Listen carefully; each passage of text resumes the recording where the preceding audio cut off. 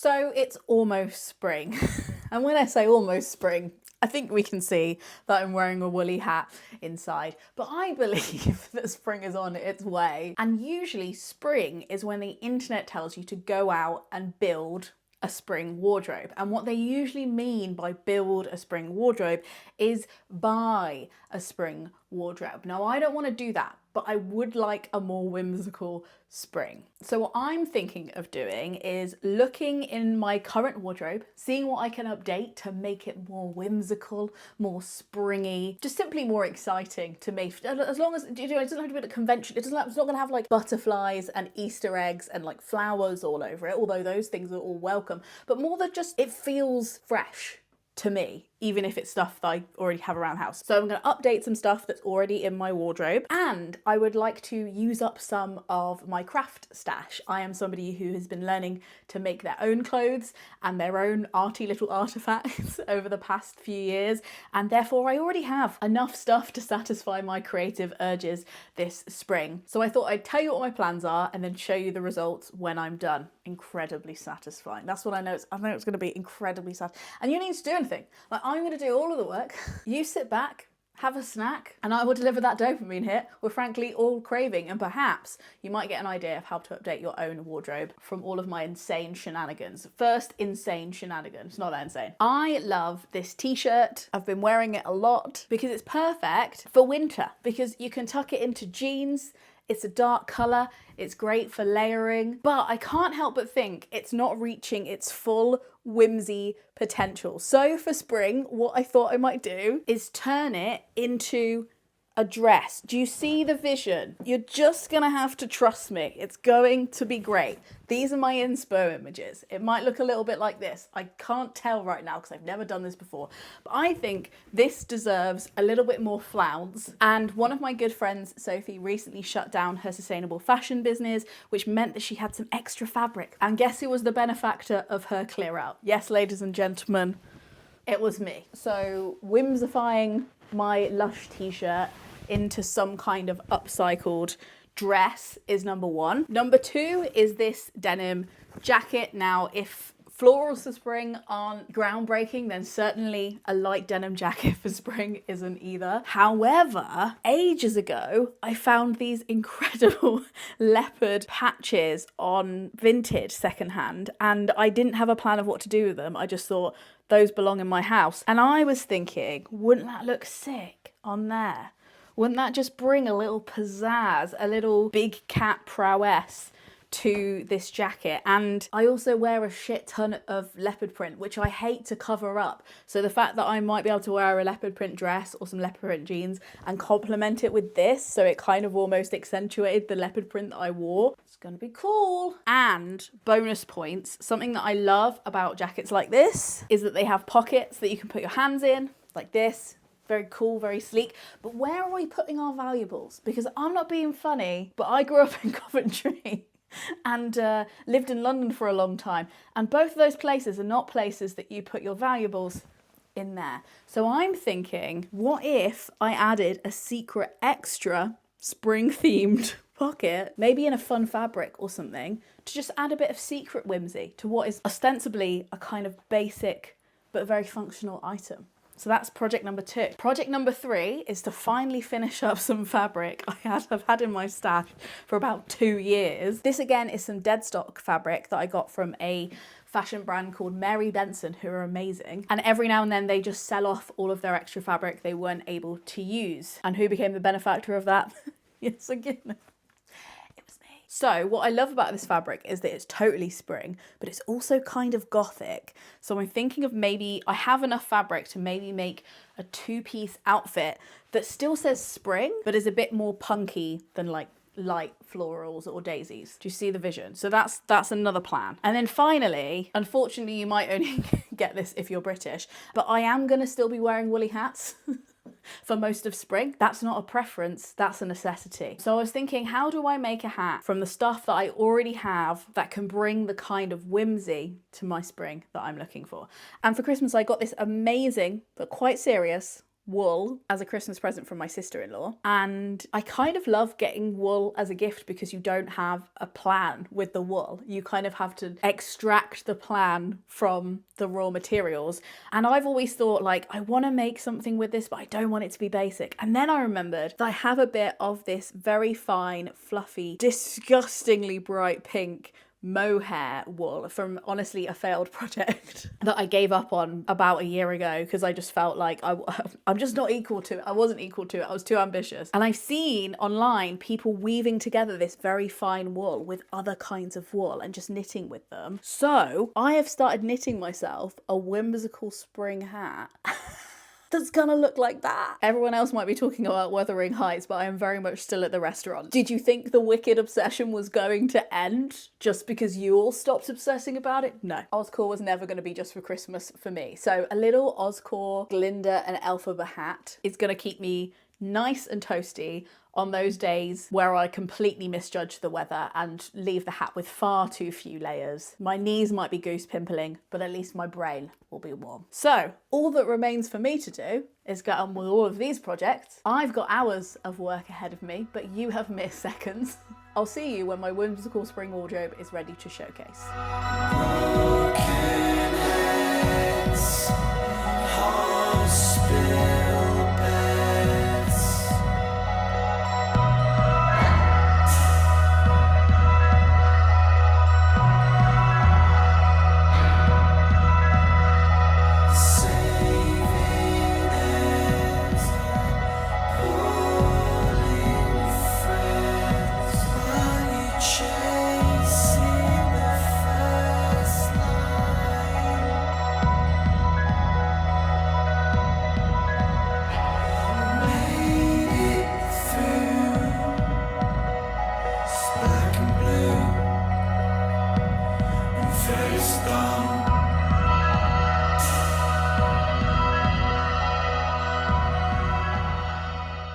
We are back. I hope you enjoyed your nice little cozy interlude sitting on your sofa while I was grafting. It did take a lot longer than expected, I'll be honest, but the good news is I do have a huge pile of amazing upcycled items to show you that's gonna make my spring so much more exciting.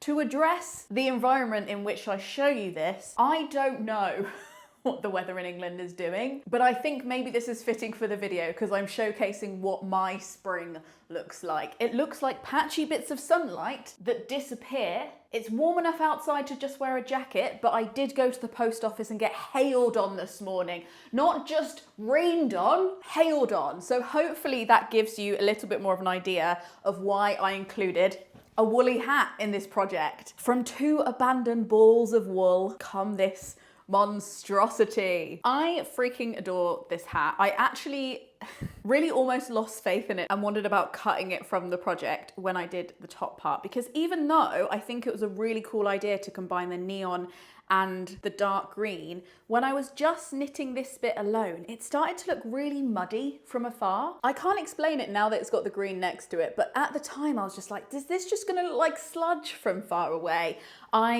I'm an unexperienced knitter, so I've seen people combine that thin mohair wool with thicker wool, but I've never seen them do it in contrasting colours, and now I kind of understand why.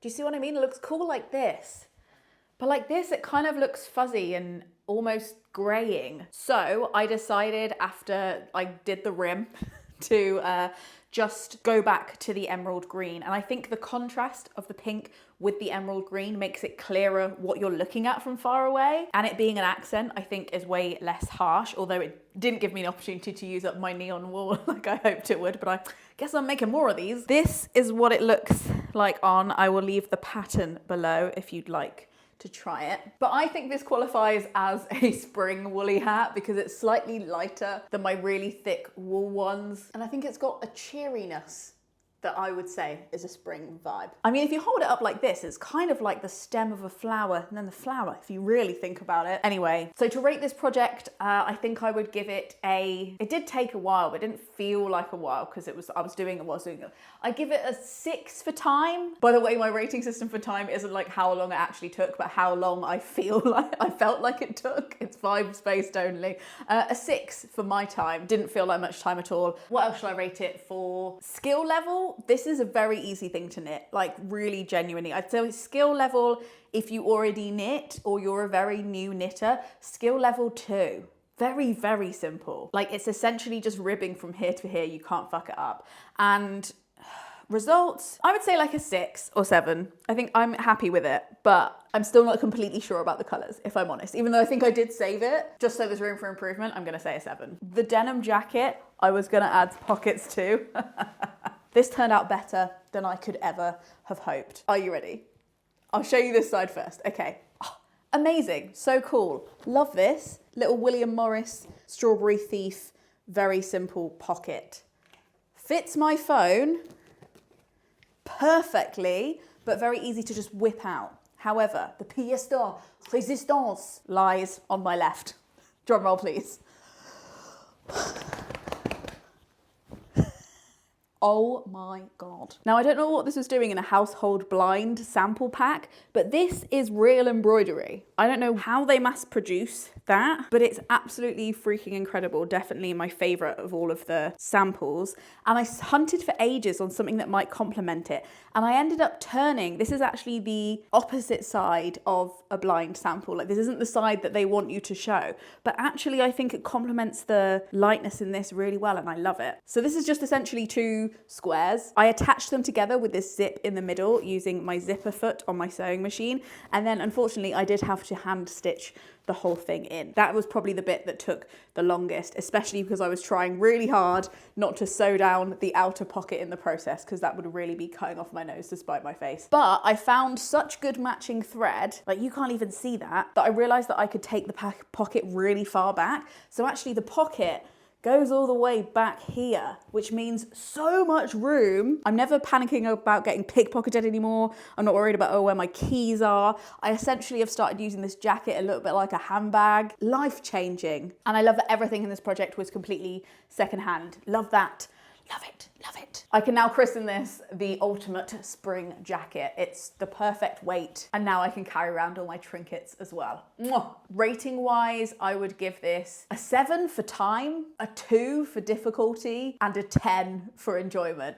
Okay, the good news is I did use my ultimate grungy spring fabric up. The bad news is there wasn't as much as I thought there was left, sadly. So I could only make a skirt. But the good thing about this fabric is it does go really well with like all of my black tops and shenanigans and stuff. So it's never gonna be without something to wear it with. It's incredibly easy to style. So let me show you this masterpiece. Okay, excuse the patchy lighting, but I love it when a plan goes right. Admittedly, I could iron it, but I just couldn't wait to show you. I recently finished this and I haven't actually put it on before and I just feel like it's turned out better than ever. I've used this pattern twice before. I've made it in linen and I've also made it in kind of poly cotton. I used it for the bottom half of my Wicked Premiere dress, but I've never made it in this very starchy, like shapy cotton. Like this kind of cotton really holds its own. And it almost looks like I'm wearing a petticoat underneath, right?